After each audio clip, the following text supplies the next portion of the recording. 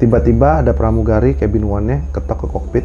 Dia bilang, "Captain, ada penumpang yang sesak napas." Nggak lama pramugarinya ke belakang lagi, terus dia ke depan lagi. "Captain, makin parah, makin parah." Dan diusahakan semaksimal mungkin untuk tidak terjadi kenapa-napa, dan nasib berkata berbeda. Ternyata orang tersebut dinyatakan meninggal ketika kita baru mulai desain.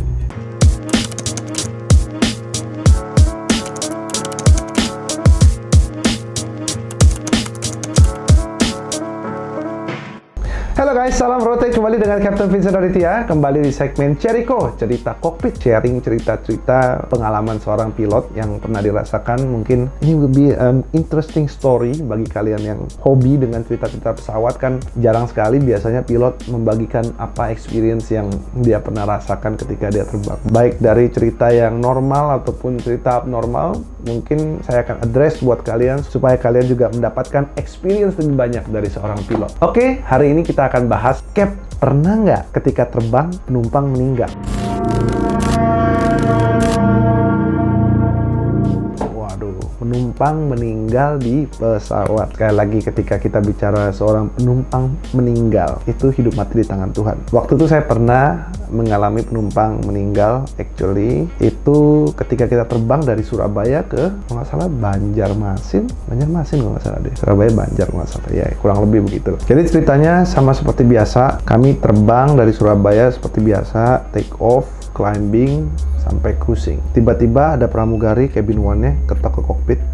Dia bilang, "Captain, ada penumpang yang sesak napas." Waduh, kayak begitu kita semua kaget. Kapten juga nanya, "Bagaimana kondisinya?" Dia bilang, "Ini sesak-sesak napas." Akhirnya kita bingung. Wah, gimana ini? Kita kondisinya mau divert, kita udah pas di tengah-tengah. Divert sama ke Banjar, lebih dekat ke Banjar. Ya udah, kita lanjut berarti. Decision lanjut ke Banjarmasin.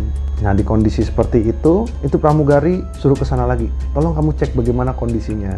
Apa yang perlu kita bantu, kita lihat kondisinya seperti itu." Nggak lama pramugarinya ke belakang lagi, terus dia ke depan lagi. "Captain, makin parah, makin parah." Nah, akhirnya kita ya nggak bisa berbuat apa-apa ya, karena memang kita harus menuju ke sana. Kita di tengah-tengah. Mau nggak mau ya kita lanjut ke Banjar. Dan kita sudah diskusi, kita akan lanjutkan ke Banjar, lalu kita komunikasikan ke pihak bandara bahwa kita membutuhkan ambulan setelah kita mendarat di Banjarmasin. Nah, nggak lama lagi, "Mbak, coba dicek lagi, dikasih air hangat, ditanya ada dokter nggak." Akhirnya dipanggil cabin one-nya, PA ke belakang, apakah ada di antara penumpang adalah dokter. Akhirnya ada seorang dokter yang memang lagi off duty, dimintain ID card-nya, memang waktu itu ada ID card-nya, lalu dikasih air hangat dan dicoba, lalu dikasih teh hangat dan diusahakan semaksimal mungkin untuk tidak terjadi kenapa-napa, dan nasib berkata berbeda. Ternyata orang tersebut dinyatakan meninggal ketika kita baru mulai desain.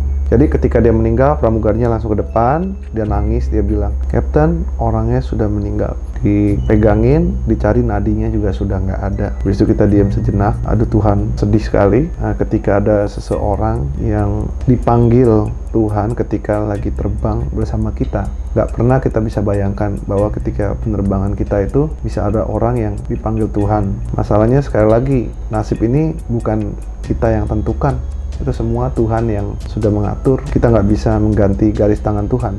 Dan itu terjadi di penerbangan kita. Ketika itu, berbagai macam cara sudah kita upayakan sampai akhirnya pesawat mendarat di Banjarmasin. Ketika mendarat, tidak lama kemudian ada ambulans datang, lalu diangkat. Kami sebagai flight crew membuat berbagai macam administrasi tentang apa yang terjadi dalam pesawat dan kita selesaikan kembali. Pada waktu itu pesawat menjadi terlambat, tapi ya sudah resiko karena itu merupakan tanggung jawab kami sebagai penerbang ketika seseorang itu meninggal. Ya, yang bisa saya sampaikan kepada kalian semua ya, kalau kalian lagi nggak sehat, kalau memang benar-benar lagi nggak kuat, janganlah dipaksakan, karena kita nggak pernah tahu ya, namanya penyakit yang ekstrim itu bisa kambuh, tertrigger dari tekanan udara, ya kita juga nggak akan tahu ya umur kita itu berapa lama. Walaupun siapapun yang lagi sehat pun juga bisa sakit dan kapanpun bisa dipanggil Tuhan. Makanya himbauan saya pada kalian semua yang mau traveling, jangan bohong-bohong sama para petugas di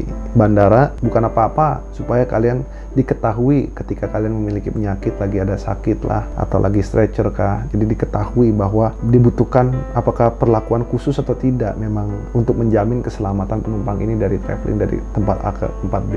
Dan juga bagaimana mencegah apabila penyakit ini menular, tidak menulari orang lagi yang di dalam pesawat itu juga. Jadi sekian gambaran cerita tentang bagaimana saya pernah merasakan penumpang meninggal di dalam pesawat saya, dan itu rasanya sedih sekali. Kenapa bisa meninggal ketika satu lagi terbang dalam kepemimpinan kita? Tapi ya apa boleh buat, karena kita tidak bisa mengatur takdir. Tapi ya ini yang bisa saya sampaikan kepada kalian semua. Ketika kalian sakit, make sure kalian ketahui sakitnya, jangan mencelakakan orang lain di dalam pesawat, dan make sure juga kalian juga jaga diri kalian sendiri. Jangan sampai kalian terbang dalam kondisi yang kurang baik, misalnya sesak napas kah, dipaksakan, kita nggak tahu kan, siapa tahu karena tekanan udara berbeda, kesulitan bernapas ya. Saya juga bukan tenaga medis ya, cuman ya precautionary, menjaga yang terbaik itu tentunya penting lah bagi kita dan semua pengguna pesawat yang lainnya. Jadi itulah informasi yang dapat saya berikan. Semoga informasi ini bermanfaat dan cerita ini dapat menjadi lagi-lagi tambahan cerita yang dapat kalian bisa dengar apa yang pernah saya rasakan ketika selama kita terbang. Semoga video ini bermanfaat. Jangan lupa share jika video ini bermanfaat. Terima kasih dan jumpa lagi di video berikutnya. Tuh kan, banyak yang belum follow Instagram Captain Vincent kan? Ayo kita follow @VincentRaditya.